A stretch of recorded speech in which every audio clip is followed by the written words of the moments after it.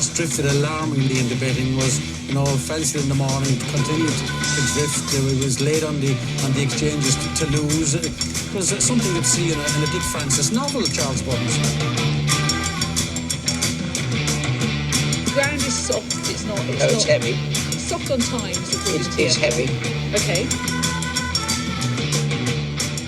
Hello and a very warm welcome. It's that time of week again where we talk nonsense for about an hour. It's me, John and Chris for the Sunday sermon. Good evening, gentlemen. Hello. Hello, everyone. And of course, this show is brought to you, of course, by our tremendous cooking show, Cook on Sunday. Give us a follow on Twitter, Cook on Sunday 1. Like and subscribe on YouTube. And listening to some pods. It's detox week this week, and we've got some hearty recipes for you on that show. We'll be mixing it up next week as we do something a little different on the show next week, so keep your eyes out on the cooking pod.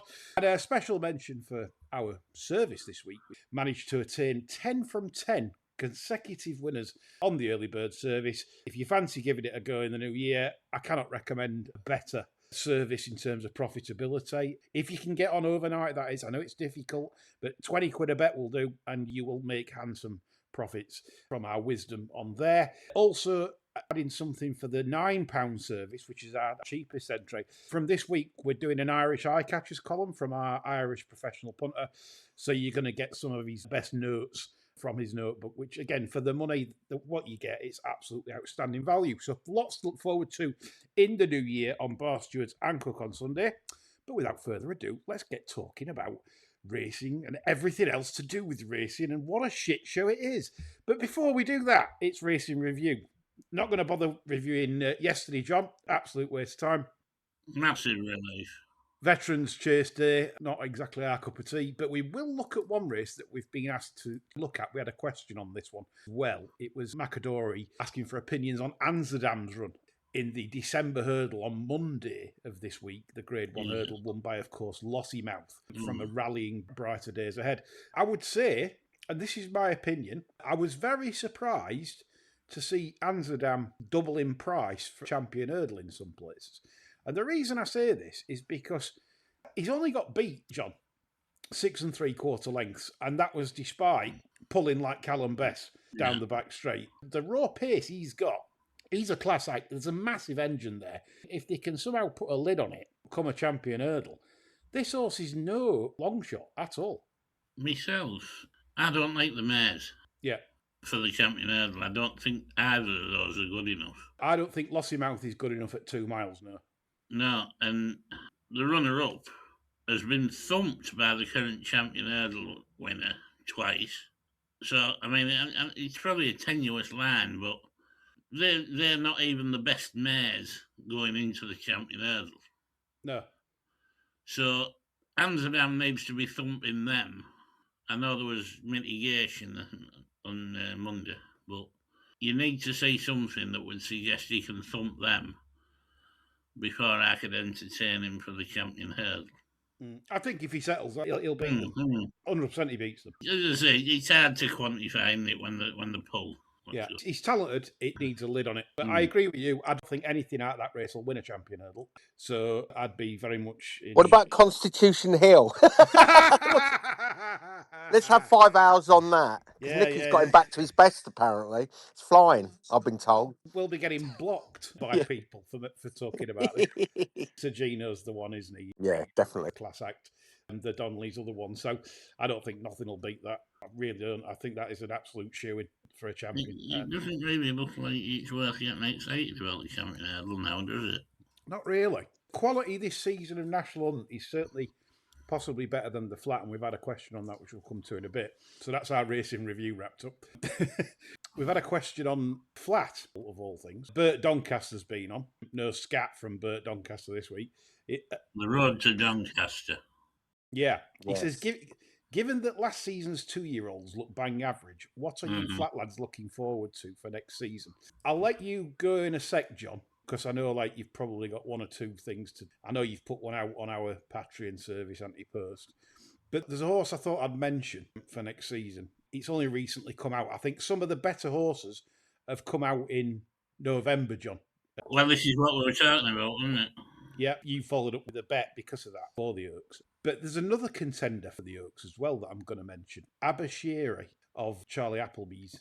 This is purely on visually and time performance. This horse, as with the sectional upgrade, has clocked a mid-90s on debut, which is very rare in this day and age, even for Appleby, who does like to get them ready for debut. That's still a rare occurrence a horse will do that, suggesting that this horse has got absolutely plenty of ability. Whether he's the best trainer to harness that throughout the summer and the entire season, as we've seen with Appleby in recent seasons, I don't know. But this is a good horse. Abashiri is one to look out for as a fillet. I personally think she's got enough turf for a mile. I think her optimum will be 10. Will she get the 12 for the Oaks? Don't know. Maybe. But anyway, she is definitely one I'm excited about. But one that, if they're making good noises about her in the spring, wouldn't put me off backing her to win 1,000 guineas. Because as we've seen with Godolphin, they're training them far more than Coolmore to win the first classics at Newmarket. Coolmore in recent years have just been a bit slow, whereas Godolphin seem to have theirs well ready after wintering in Dubai, etc., etc.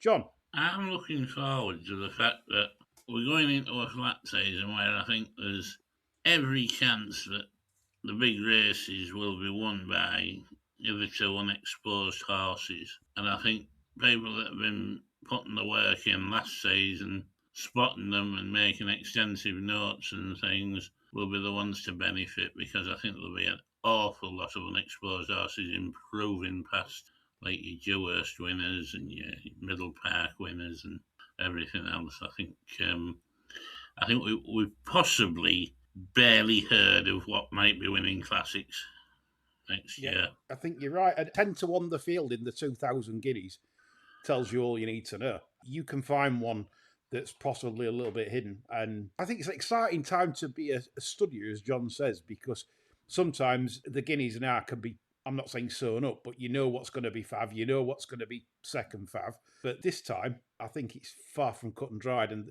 there's going to be some contenders that just come from nowhere. 175 horses in my tracker at the minute.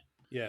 And it's usually a ratio of 2 3-year-olds to 1 older one. Yeah, so there you go. It's busting for next season. No better time to join us over on Patreon. John does a weekly notebook as well throughout the year, which is not only informative, but quite entertaining, as you would expect. So that's a reason why we've had a moderate sort of 2-year-old campaign, if you like. The fact that the classics next year are so open in the betting. There's not really one standout candidate to any great degree. It'll be an interesting year for punting for sure. Okay, more horse racing questions. Plenty has taken place since we were last on the show, and there's plenty to talk about. John Mack's been on. Iroko was targeted at the Gold Cup instead of the Grand National. Would you back it? 66 to 1 is a ridiculous number. I know what you're saying. I just can't see them doing it, because prize money in the Grand National, it's off the charts, isn't it? Can you see JP doing that, John? No, I can't, to be honest. No. I think he's got his Gold Cup horse, hasn't he? I think so. Obviously, won it last year with I Know the Way You're Thinking. So, yeah, I would say it's a big number, but I just can't see them rerouting. I don't know. It's going to have to be a test, I think, a testing for him to even consider it, I think. Ice Cold Q's been on. If Gordon Elliott wins the Irish Trainers title, will the bedwetting mainstream media welcome his monumental victory and comeback, or snub him?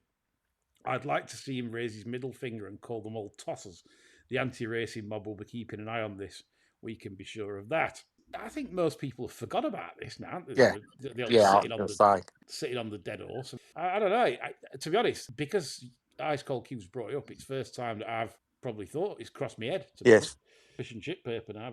But yeah, I don't know. Probably there'll be someone, won't there, with the usual brow-raising column somewhere that wrote on it and flexed the pen. There you go. John, thoughts? Do you think that the media might be a bit lukewarm towards him, or? No, I mean, I suppose it's like out of sight, out of mind, isn't it? And that's long since gone on the back burner, really. I mean, talking of people that go on the back burner, do you remember Gary Kasparov, the certainly Chepstow? do. Yeah, of course we do. Yeah.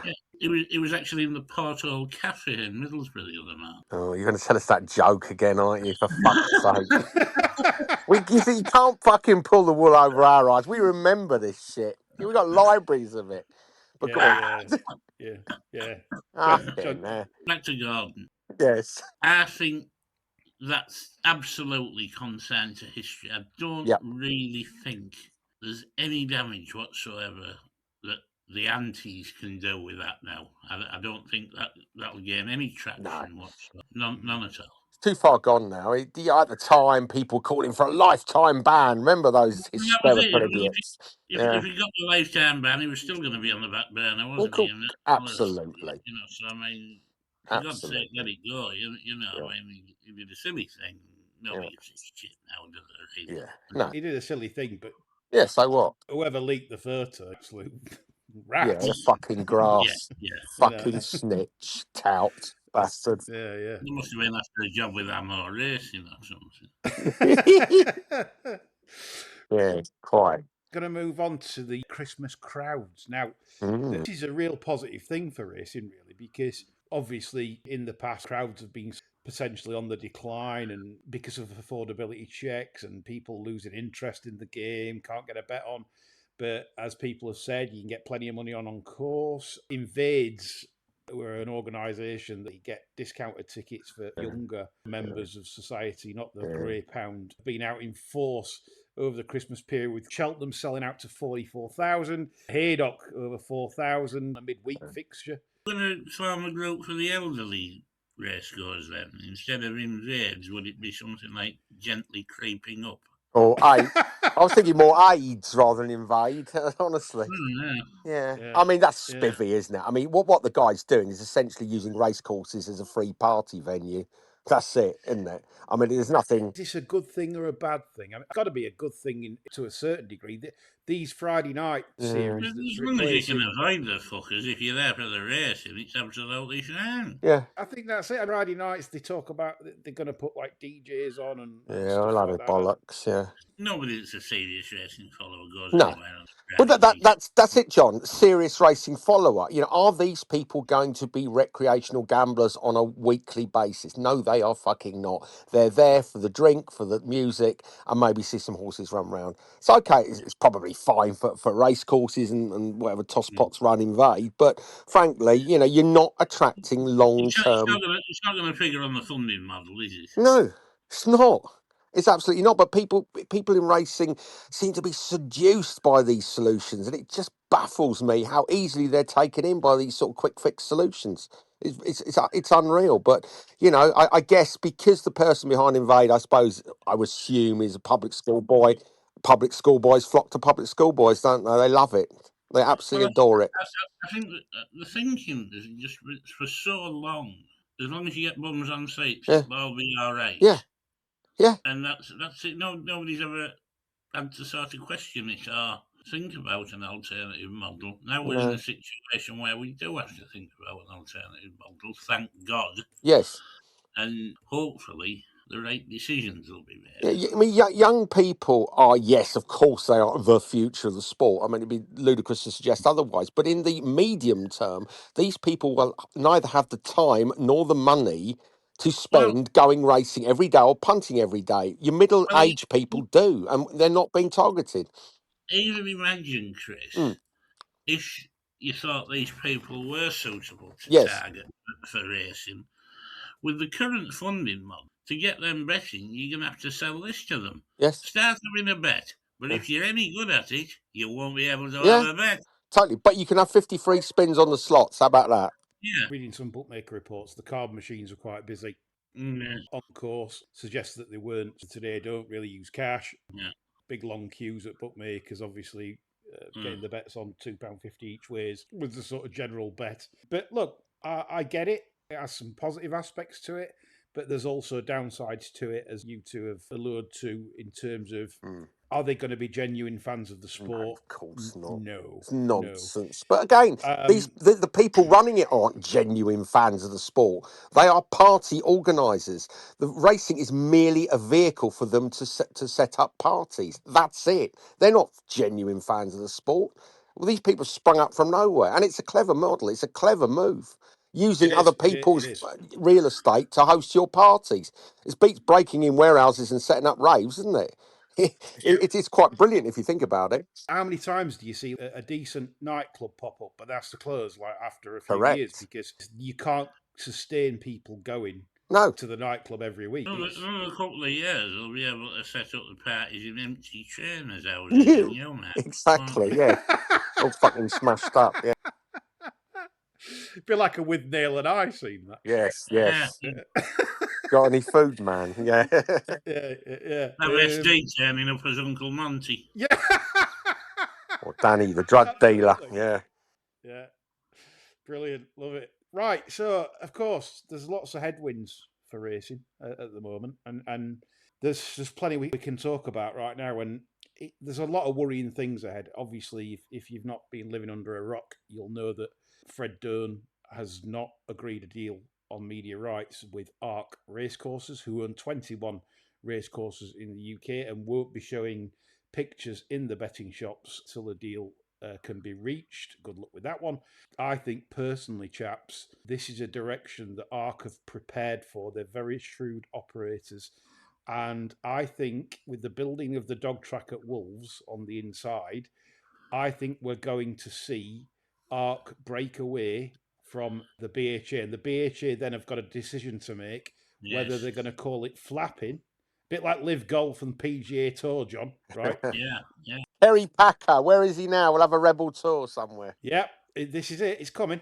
Other books whose deals aren't up for renewal yet, they might follow suit and obviously refuse to pay ARC, and then that leaves ARC to go their own way, Fleetwood Mac style, and run their own fixture list, have their own basically brand, and sell their own pictures around the world, and do their own deals with whoever they want to see fit to do with. And I think that is their model coming up. So it's a problem. And this is where the BHA, and John's been on, can we be flown into High Holborn, Venezuelan style, with the incumbents at High Holborn removed and stick us three?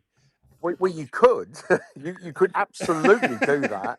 But to what end, Yeah. I wonder. Yes. Yeah.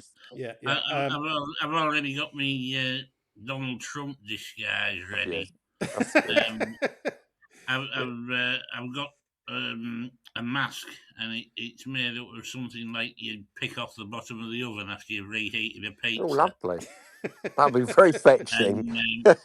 And I've got a false body that looks like some hemorrhoids that God twisted into a balloon animal. Oh, very nice. Balloon what animal. A charming picture. Well, I want a gold Kalashnikov. Those are my terms. That's what I want. Mm-hmm. Yeah. Well, I'll refuse you nothing. Right, gold Kalashnikov and rocket shoes. That's what I want. So I can fly around the building shooting people. How about that? We'll spend the budget as we see fit. Fuck 'em. Wanker the whole lot off in a week. Yeah. Do you agree with that assessment that ARC are going to go a separate? This had to come in the media rights Ferrari, really, didn't it? Because the courses have got away with overcharging for the product. And the likes of Cruddas were bound to say, hang on a minute, this is fucking ridiculous. For me, it's been a long time in coming, and the courses are just going to have to get their heads around it and start receiving what the actual product's worth.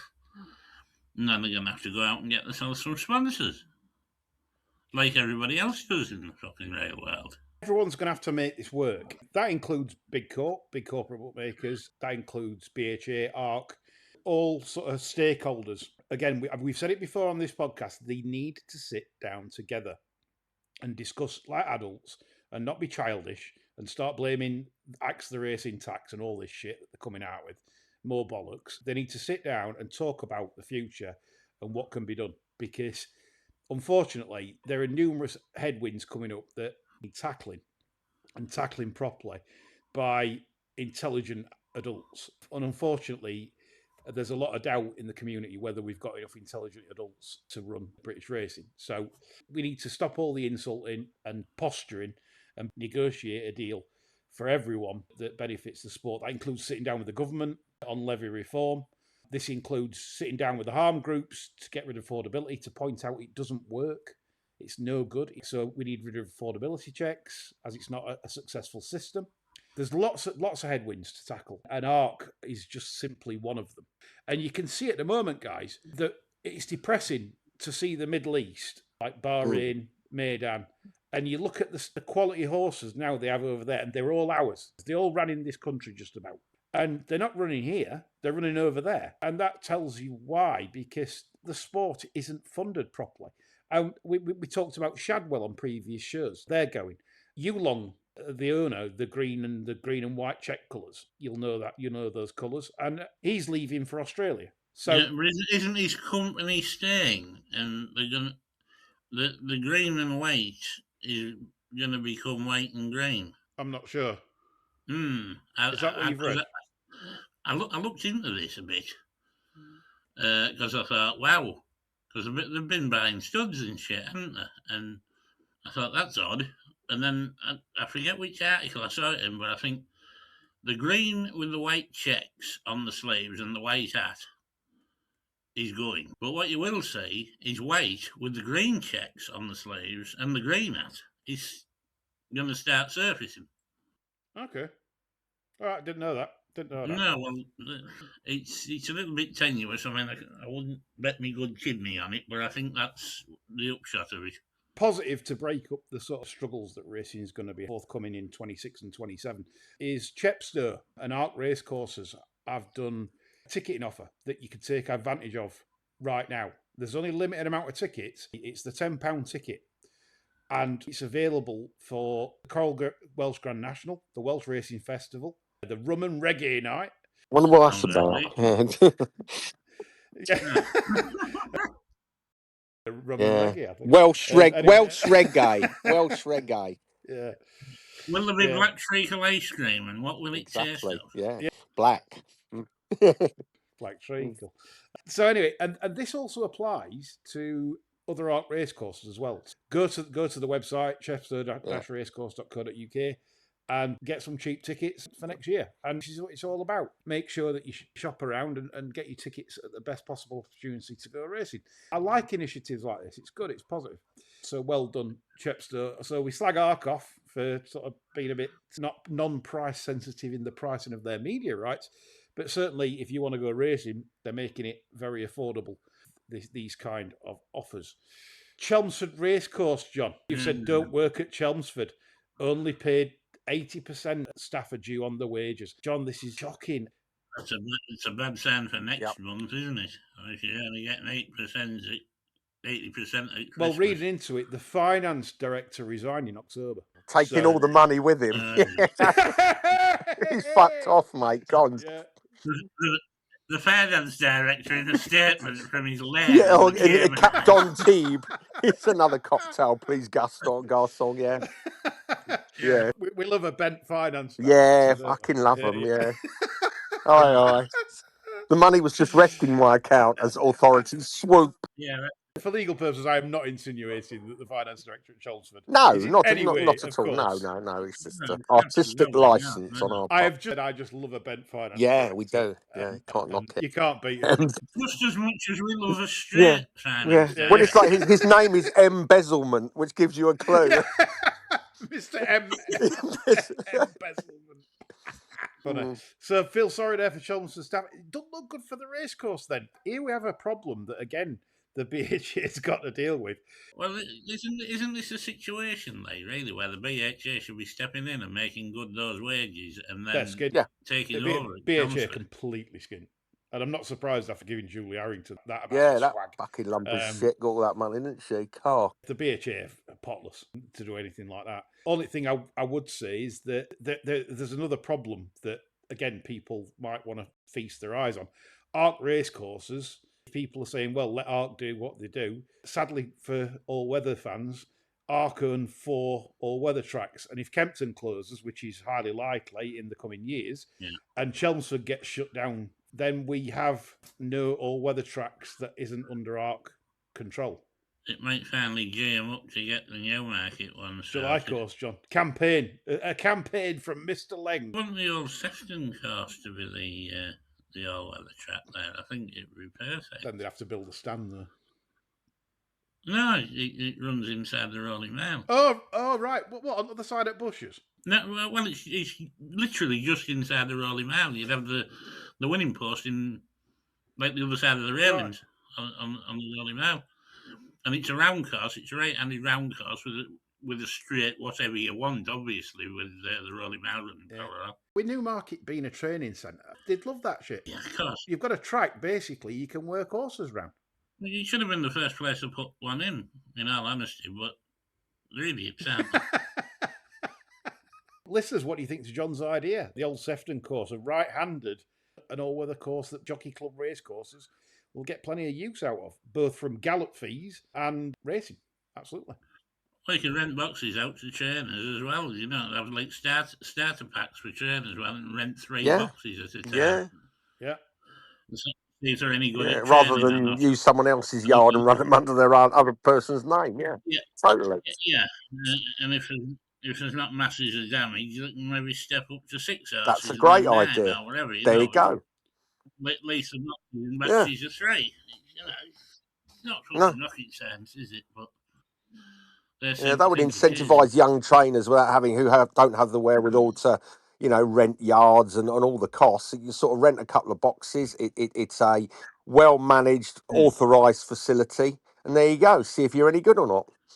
It's kind of like dogs, where you used to have the 2 license. You used to have professional greyhound trainer and greyhound trainer for the flapping ones. So people used to train them off the sofa or the back garden, and as long as the kennel facilities at the time were inspected up to standard. You can even stop these people from being public trainers. You can say, well, the permit trainers. There you go.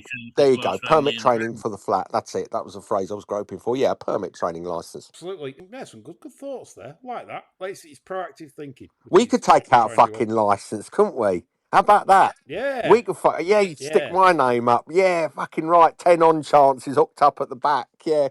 It's terrible scenes. I might rent some boxes in Gay Kellaway's yard. Apparently her parties are I'll stand with if you like that sort of thing, of course. No, I'd rather be stopping them at the back. Yeah, train a chase from track. Be like Patrick Louis Biancone. They put a car bomb under his motor, the triads, didn't they?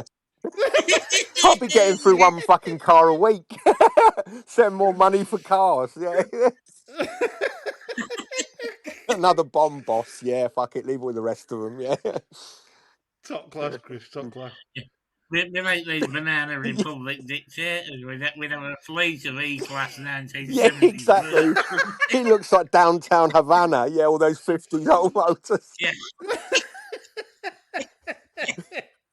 Yeah. Man from Del Monte tomorrow, he's saying no. Again. Yeah, like I said, we talk headwinds for racing, and we're just pointing out a few things. Another headwind coming up is going to be gambling harm campaigners. And before anyone says anything, well, you've worked with gambling harm campaigners. Of course I have, because it's important to sit around the table and discuss ideas and make sure that everyone's talking to each other. And we thought what we did was positive in terms of the racing tax debate. You can have your opinions on it, but racing's tax did not go up, which for me is important as anything regarding the sport today.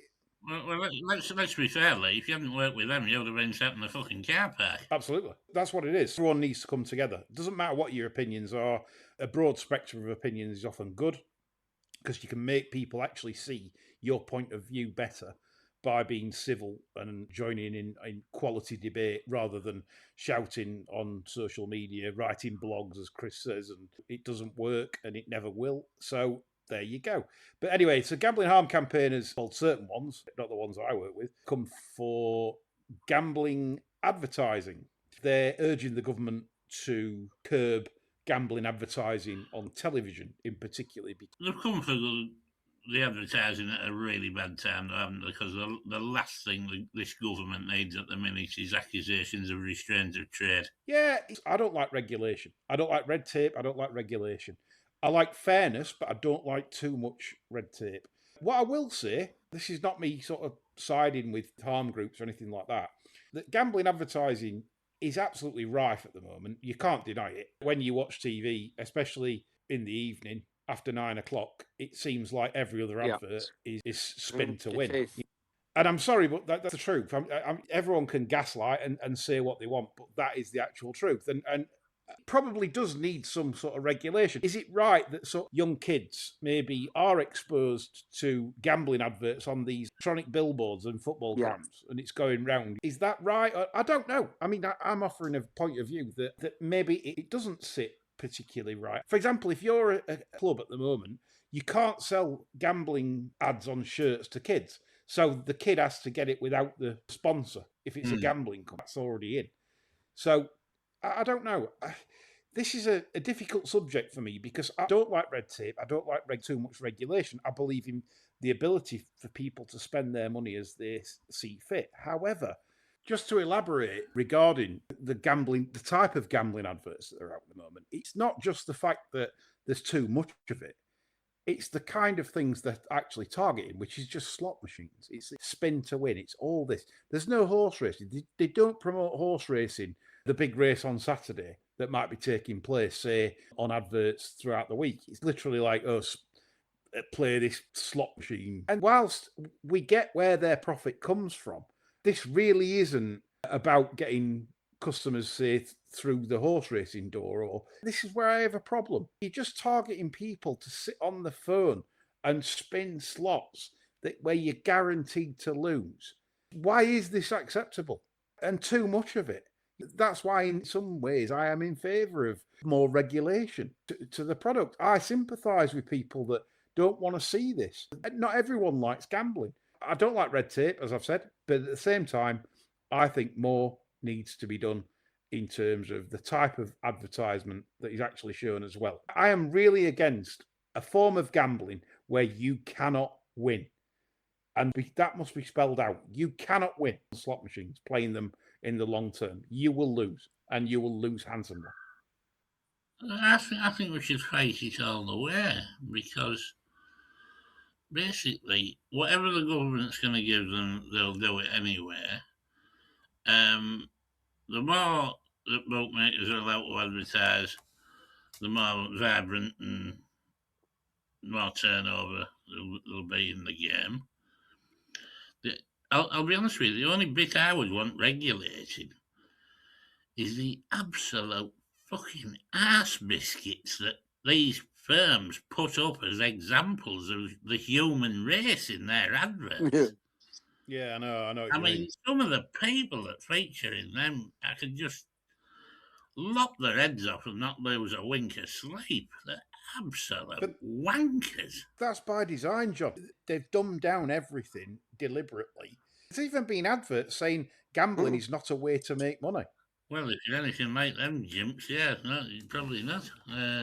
But that's what they do. That's why they have idiots in ad. Oh yeah, I've set my deposit limits to 20 quid a month. And, I would have thought, an advert would be more effective if you have people in there that the viewer can actually identify with. Not, it's going to actually repulse them, thinking, "Fucking hell, I wouldn't like that turn that's on there." The whole way it's marketed. I mean, I agree, but as Lee says, it is a hugely sophisticated business. I mean, there was just going off topic slightly in 2023, and this is verifiable.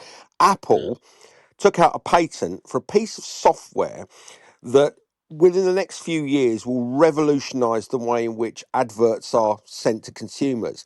And it's a piece of software which will be available for AirPods, so Apple AirPods initially. Hasn't been rolled out. And what it will do is it will monitor over a period of time your heartbeat and try and take a view on your mood. And it will take the data over a period of time, and then it will go back to advertising and say, hey, John and Chris in this area, they are most susceptible in terms of their mood, and they tend to go to sleep at a certain time. And just before you're about to go to sleep is when you are most susceptible to advertising. So they are going to take your data, your heart rate and everything, and then they're going to target particular adverts based on your preferences, but most importantly on your fucking mood. And if people aren't terrified by that, they fucking should be. Now, you know what will happen. They'll come out and they'll say, well, you know, it's all right. People accept anything because it's Apple. But this is how sophisticated the advertising is. So, John, I agree with you, but the fact they've used these gimbos as a fucking examples of the humanity, there's a reason for that, and that's the demographic that they're aiming at. as Lee said, clueless, ill-informed, reckless people that they want to gamble, and that's the worrying thing. So I agree with both your points on that. I tell you what, I've not heard of that, and I'll send you the link to the podcast this evening. yeah. It's a very good podcast, and basically these two guys are ex sort of physicists, etc. And and some of the stuff isn't particularly isn't sensational stuff, but this is what they do, a deep dive on a subject, and that is an actual patent. So it's not like I've heard off a bloke on YouTube. You can go and look that patent up, and it's got a particular name, particular reference number, hasn't been implemented yet, but it's there to target you when you are at your lowest, you're most susceptible to buying. And so they will know from your data, once it's uploaded into your airport, when Lee Keys is just about to go to sleep, if he's feeling low. So this is the sort of material that you'll need to perk him up, gambling, whatever, make yourself feel better, have a bet, and they'll hit you at the right time.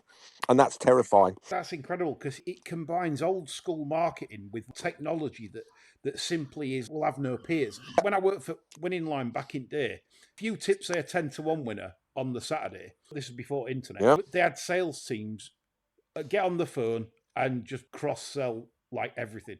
Keith Elliott Sports Service, Golf Service. Yeah, all of that. Yeah. They'd rack up mass sales because of that 10-1 winner that you've tipped on the Saturday, because they know that everyone's chipper. That's a similar thing. So like you said, Chris, it'll analyse every behaviour pattern you're displaying and when you're most likely to be weak and probably make a purchase. The terrifying thing is it overlay. Yes, we all know that the phone companies and the data companies know what we search for, etc., etc. They'll know based on your buying habits, your search history, etc. But they'll now overlay that with your data on your mood and your well-being. So the frightening thing is, Lee's been feeling really low. He's going to bed a bit earlier. We think, based on his heart rate, that he's feeling really low and depressed. Let's hit him with some gambling adverts just 10 minutes before he goes to bed. There you go, bang. Or something else that's injurious, alcohol, whatever. That's the terrifying thing. No, it's quality stuff, Chris. I like it. Forward thinking is always good, and this is something that it's scary for consumers, I think. Some good points made on that. Where what do you think, listeners? John's points, Chris's points, my points on it all. Get in touch on Twitter, and we're happy to discuss it in a civil sort of way. Right, talking about gambling arm campaigners, sign up to punt worse, said John in his questions. And this is referring to, John, I believe. By the way, this is I'm going to go at Daryl Carter, or anything like that, but Daryl Carter's set up a punting school, if you like. So there's a starter level, basics. Like a Hogwarts for punters, isn't it? Yeah. A medium level for sort of intermediate, and then an expert level. John, you read me out what you said earlier this week. If you think you're getting a bit good and you're in danger of getting a few accounts closed, you're probably as well signing up for the intermediate level and taking your punting down a notch. You sign up for basic one and become worse. Yeah. And I mean, I don't know the children feel about you going to them and saying, "Look, I need to be a little bit worse at this." Yeah, make me accounts last a bit longer. What do I do? Daryl Carter's entry level one. Yeah. That's the. That could be the one, yeah, entry level, and I don't really get it because people are going to have to admit to being shit. Yeah, if you get entry level, you're just saying I'm shit. You know, I mean, how bad do you have to be? You didn't say. People don't like doing that, do they? Even if you are shit, people will never admit the shit. Well, unless it's swimming lessons, then I think you'd be pretty foolish to admit you could swim. Yeah. If it's something you can... lifeguard training, but I can't swim. Yeah, I don't want to admit it. But punting in particular, nobody wants to admit to being shit, do they? So I mean, and I mean, let's be fair. Daryl Carter gets massive success. He's a success. Yeah, and I think he's going to get fucking loads of people signing up for pro level education that are nowhere fucking near any, but they don't want to sign up for entry level. No, I won't even bother with entry level, really. This is it, isn't it? There'll be people there that's probably had 40 bets in the live sale. Why would you? I don't understand. There seems to be a disconnect between selling courses and selling tips, because why would you sign up for courses? Because that requires you to do it yourself. You either sign up for the tips and let him do it and just follow him over a cliff or whatever. I don't get it. Well, I think there's a bit. I think there's a bit of method in his madness here, because we know ourselves that sometimes people don't No, take true. variance into account on tipping, and you can have a good Terrible week. week, and then the inevitable. Well, you can have an Yeah. intermediate sort of Yeah. week, for want of a better word, couldn't you? Oh, And I yes. think, oh, fuck that. Yeah. I Yeah, think, fuck yeah, that, he's they're going fucking off the gone, bike. yeah. Whereas with something like this, No, he's he's not not. actually selling tips, is he? He's selling something that you do the entry level and you think, well, I'm better equipped now. I can give this a go, But the beauty of it is, if it doesn't quite work and you're still shit, you think, well, obviously, I need to do the intermediate level. John, it's racing Twitter. No one's shit. No one backs Everyone's losers. good. Yeah. They're practically all Well, no, professionals, aren't they? But They are. Yeah. I would reckon that anybody that starts off Yeah. signing up to Daryl Yeah. with entry level betting education Yeah. ends up doing all three, Yeah. irrespective of the progress. Yeah, I guess of so. it. Yeah, that's a fair point. I instruct them myself. Well, he's not daft. I mean, look, this lad obviously worked for Betfair on the Betfair pod, decided to go freelance, got shit tons of subscribers, and you can't knock that. Gone out and done it. He's a good marketer. He knows how to play the crowd. Some people don't like him because of probably certain antics that he's probably done on social media, etc., which I'm not going to go into. But at the end of the day, he's built a successful product, and that's that. But I did have a chuckle about this, and it's only a chuckle. So, Daryl, if you do listen, it's not a go at you personally. It's just I just found John's comments funny about we'll join the entry level and then become shit. Chris, do you agree with most of what's being said there? Yeah, totally. Yeah. I mean, again, look, you can't knock him. He goes out there and he does it, and he realizes that all these services thrive on. He recognizes that no matter how well you're doing, people will always drop out because they can't deal with variance or 1 or 2 weeks without winning. So he knows that he's got to continually market to increase his membership to replace those who have dropped away. So he's no fool. Fair play to him. No. Imagine if each course lasts 3 months.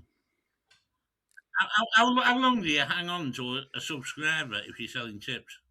It's like when they build the Death Star, like gazebo. Yeah, fucking 99p first one. 99 pence first one. Second edition's 10.99. Yeah, and then it starts score. Then it's a fucking score, and it goes on for like 4.5 years, doesn't it? Last piece is like 100 notes. Yeah. Yeah, last one. There's a farmer tax rate and apply for the mortgage. Do that. He should do them in sections, and then last edition's like notes, and everyone's going, "Fuck off!" I'm if you ever nearly get there. that far, I'm nearly there. Yeah. Yeah, but if you've got that far, Yeah, you would. It's fallacy of sunk costs. I've come this far. You think I'm within touching distance. Yeah, exactly of it. right. The Holy Yeah. Grail. It's like Scientology, isn't it? You pay to go up the levels to go clear. Every level requires you more and more cash. It's Scientology, isn't it? You see Daryl Carter's Biff in Back to the Future too. It's more like Ron L. Hubbard with the Scientology model. I like that. Yeah. Operating Thetan Carter. That's what they should call him. Yeah. Anyway, moving on from Daryl, we're going to go to an Barstewards Exclusive. We love exclusives because, we're good at this. We don't get many wrong. This is another one that's going to be probably in the news. I won't say sooner rather than later, but it's going to happen when all the signs align. Mark Walsh, the jockey to JP McManus, is going to be replaced, should he accept, which I think he will, by Harry Cobden. Oh, that's a bit of gossip, isn't it? Yes. I mean, sadly for British racegoers and fans, Harry, if he does accept, and the information I've got is concrete, but I don't think a deal is in place or anything like that. It's one of them, will Harry accept the job? Yeah. I mean, that's something we can discuss now. Does Harry accept that job, Chris? Yeah. Of course he does. Yeah. So Harry is in line to be number one to the green and gold colours. Will Mark Walsh then hang up his boots? Probably do it in a dignified kind of way. Just say, well, Mark Walsh is going to retire.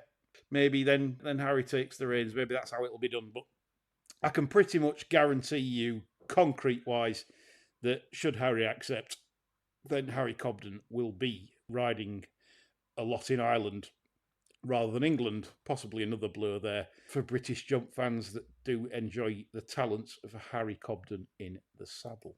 We're going to get to some funnies now. Hootenanny. God, yes. Yeah, Chris, you can't stand Jules No, I Holland. can't. No, he's a pub pianist. He's like Billy Bragg, sort of town square Yeah. buster. He's barely better than that. But And it seems like a lot of our listeners are extremely tuned in to our thoughts because a unanimous rap podcast said it. This bloke is famous for fuck all. yep, When has a Jules Holland track ever bothered the charts? never.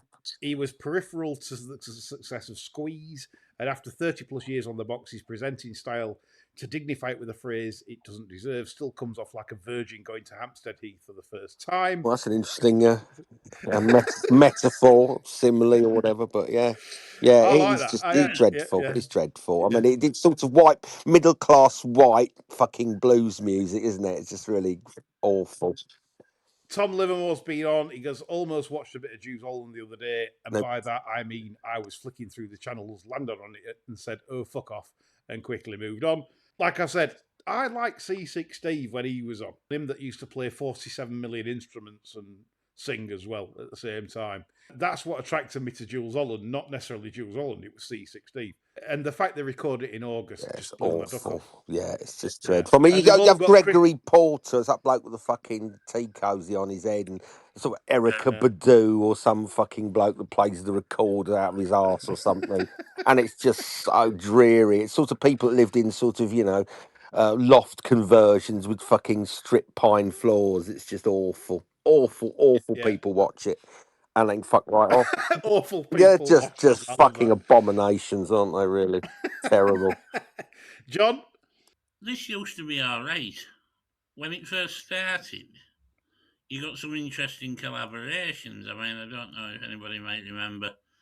You had Paul Weller and Amy Winehouse singing Heard It Tell the Grapevine and things like that, you know. But now it's just gone down the complete cunt avenue, lately.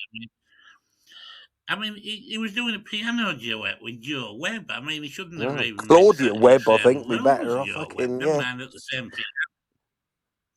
Yeah, and you have the Coops. Yes, they should have stayed in the fucking kitchen. The small hasn't worked since Blair went into Iraq, and she should have stayed in the kitchen with them. Lolo came out looking like I thought she's dead. Really? She's still going? Fucking Lolo.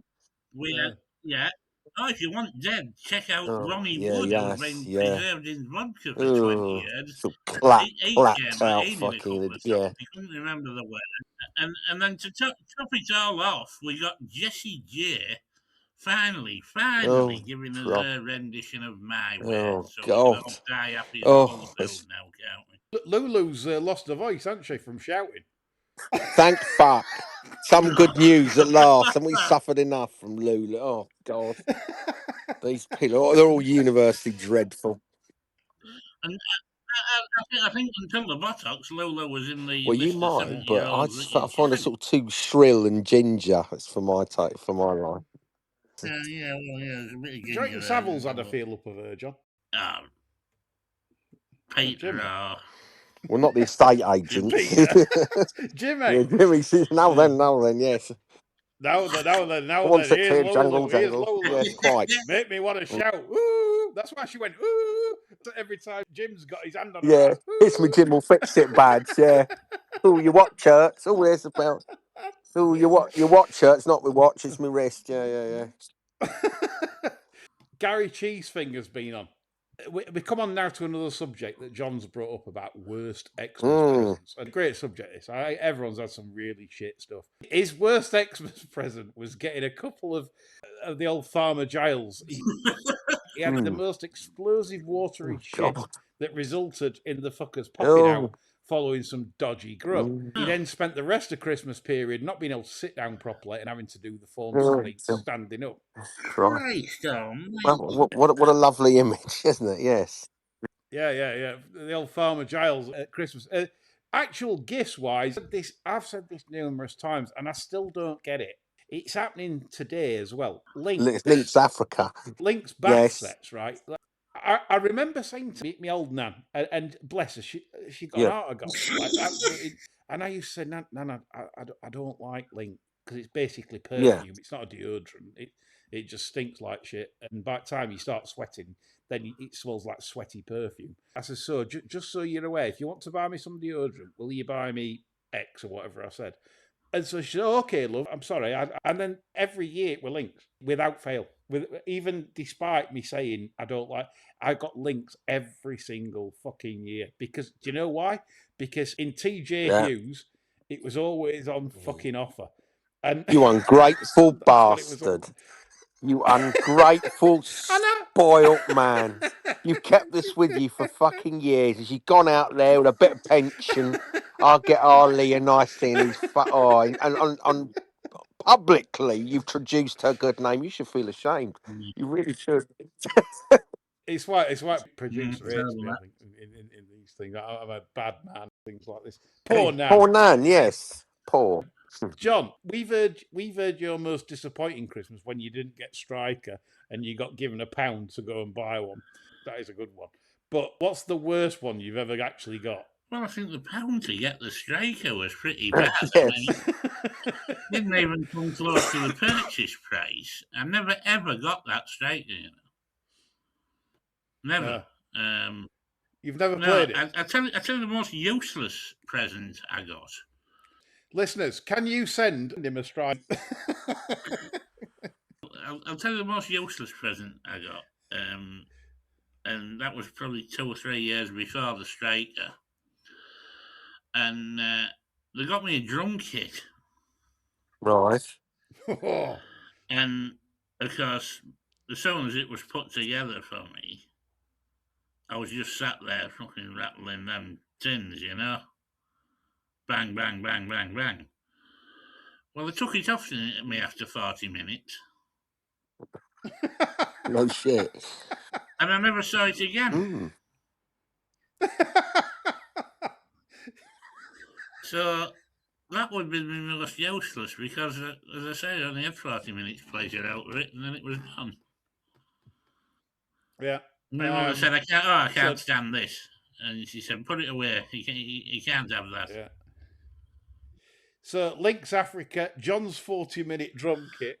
Well, no, I've actually genuinely never had a present that's so memorably bad. But I do remember years ago working with a chap who said that one Christmas his gran gave him an aluminium deck chair. You know, the sort you used to be able to get at the garage, and he was made to sit in this deck chair on his drive while his gran took photographs of him, whilst he watched all the other kids ride past on their BMXs.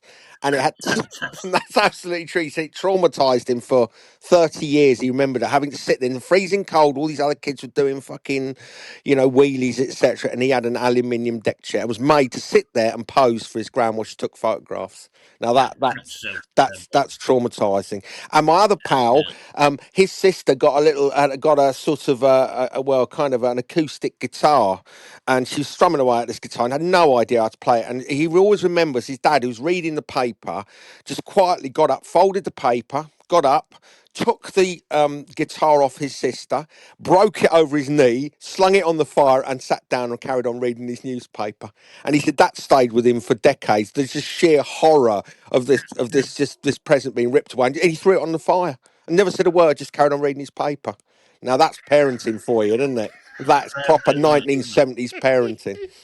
And he was oblivious to the wails of the kids screaming, the mother, what have you gone and done that for? Didn't give a fuck. Turned over, carried on reading his paper. Superb. Yeah, it was harsh, but we were yeah, a bit like now. You'll have no money and you'll be happy. Yeah. Said no, whatever. Macadori says, before I final question, any tips on getting through January, the month of doom? They should at least switch it with February, take another day off February and add to April. It's about time for another change. January is a horrendous month. It's obviously, without being too depressing, it's the worst month for suicide. It's the worst month for marriage breakups, everything, you name it. It's a terrible, terrible month.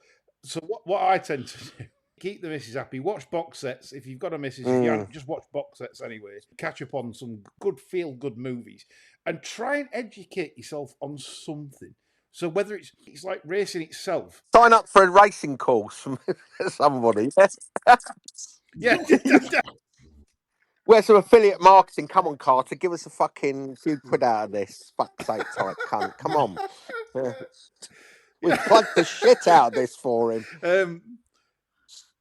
We have. We've done well for him. Yeah. People say you're getting paid off Carter now. Yeah, he has us. He has us. That's what I do. Learn something interesting. I always find Chris very interesting with certain stuff, as you've seen on this show with his story about Apple advertising. You know, there you go. I didn't know that. Educate oneself and become that little bit wiser in January while it's very dull and boring. John? Plan 4 exquisite meals for each weekend in the month. Lovely. And spend all week prepping. Yeah. And thinking about it, one great meal every week, and you can spend all week thinking about your budget, what you've got, what we're going to do with this. Source everything individually, you know. Yeah. And before you know it, the month will be over, and you'll be even more skint than you thought you'd be. But you'll have a nice full belly. You'll have eaten well. Yeah. As Usyk says, Tyson Fury, greedy belly. You big dosser. You big sausage. Yeah. A big sausage. Nothing but a big I'm sausage. coming for you. The real champion. I am the man. Yeah. There's not a fighter born out of his mother's cunt that can beat You fucking know it. Tremendous. Chris? Oh, no, I've never managed to successfully navigate January unscathed. That sort of making it gloomy, every bad thing that's ever happened in my life, and I've had some stuff to make your teeth itch, has always happened in January. So it's a month that I suppose I fear. I fear January, and I always have done for the last sort of 15 years. So just, pretend it's not there. I think it's probably the only way you can do it. But yeah, it's a horrible month for me. Yeah, I agree. So you go steady out there, and obviously we do wish you all a great, prosperous new year, and we know that this is a difficult month. And again, our DMs are always open for anyone that's just having a little bit of a wobble or a struggle. As always, we do actually care. Carefully crafted persona suggesting otherwise, but yeah, we do, because we're all people. Yeah, we understand how life is. It's tough. So give us a shout if you need to.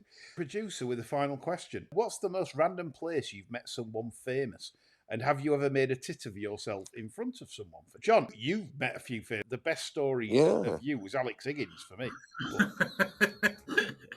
Yeah, that was like organised, it wasn't a case of bumping into him, we had to pick him up at the station and ferry him round Teesside for 2 nights, and make sure he got back on the train to get shot of him as well. But that was a hair-raising period in my life. I don't think I got a great deal of sleep for 3 days there. Like constantly in betting shops and boozing. Yeah, all the money went in this biscuit tin that he was carrying around with him. As you did back then. Yeah.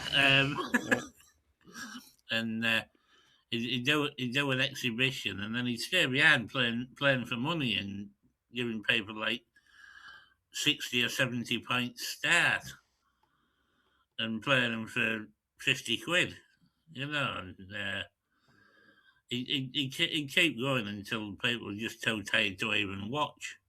Tap it on your head, mate. Absolutely incredible.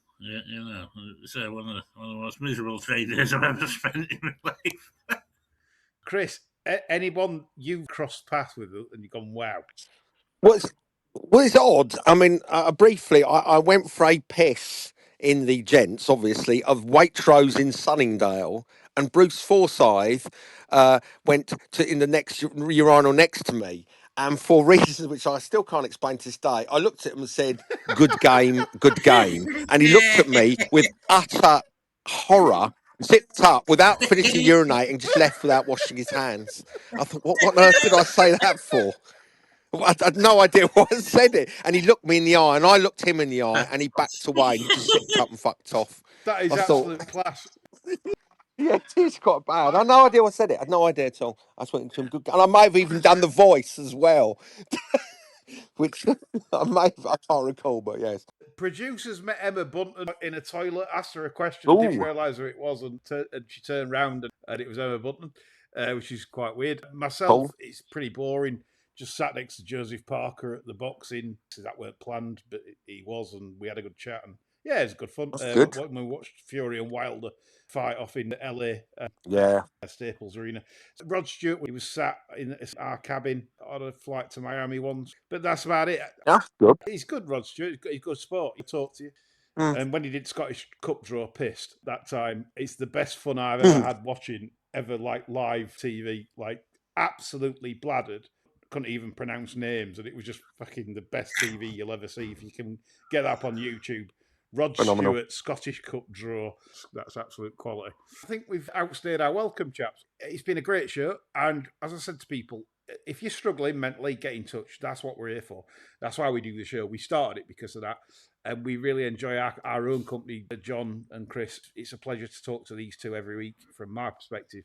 And so if you need that little pick-me-up, drop me a holler, and I'll reply when I get time to give you a response. And same for John. If you want to talk to John or Chris, please do so. That's it. And he'll be going to 2026, chaps. Let's hope it's a banger for us all. That's all from us. Bye for now.